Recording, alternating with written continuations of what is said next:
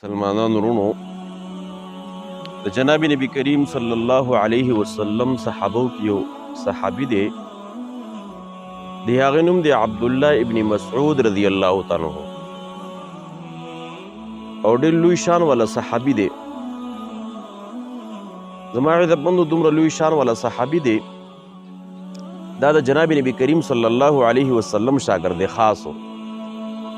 صاحب النعلین به ورته وي د نبی علیه الصلاة والسلام پسې پڼې به یې ګرځولې صاحب السواک به ورته وي د نبی علیه الصلاة والسلام سره به مسواک ګرځو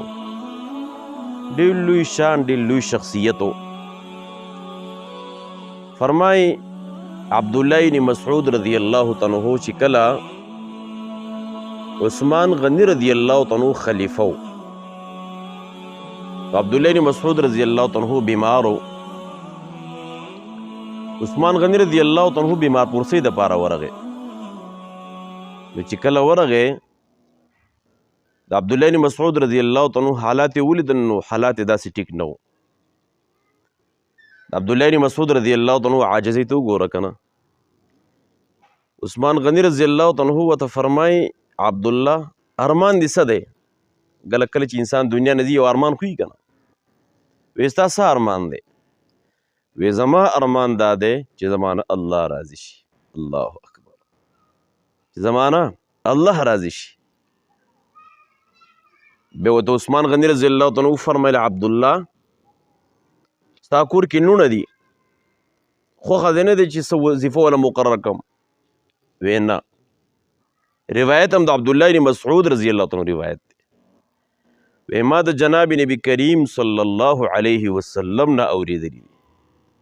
جناب نبی کریم صلی الله علیه وسلم فرمایي کم انسان چې هر شپه د سورې واقعي تلاوت کوي الله جل شانه په دې باندې فقر نه راولي وایي ما خپل لوڼو ته ویلي دي تاکید سره تر هغه وخته پورې به وده کېږئ نه چې د څو پورې د سورې واقعي تلاوت هم کلی نه زما عزتمندو زما مسلمانانو زما خویندو میندو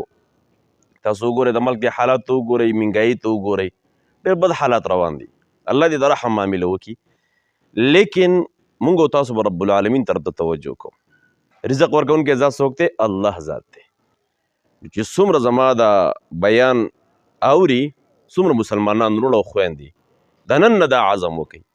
چې د سورې واقعي تلاوت کوئ زه خپله باندې د ماښام مانځه نه پس یو ځای کې درس کومه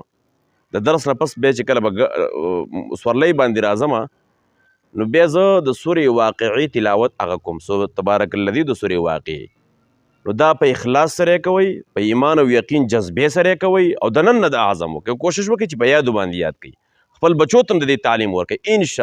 انشاءالله رحیم کریم ذات الله دی رزق ورکوونکی ذات څوک دی الله دی الله یرزق من یشاء بغیر حساب د رزق دروازې خو د رب العالمین سره دی قسم دی پابندۍ سره وایه انشاءالله په کور کې چې څومره فقر او غریبي ده رب العالمین به د دې صورت د برکت د وجې نه الله رب العالمین هغه ختم کړي الله جل شانه دې د عمل کولو توفیق را نصیب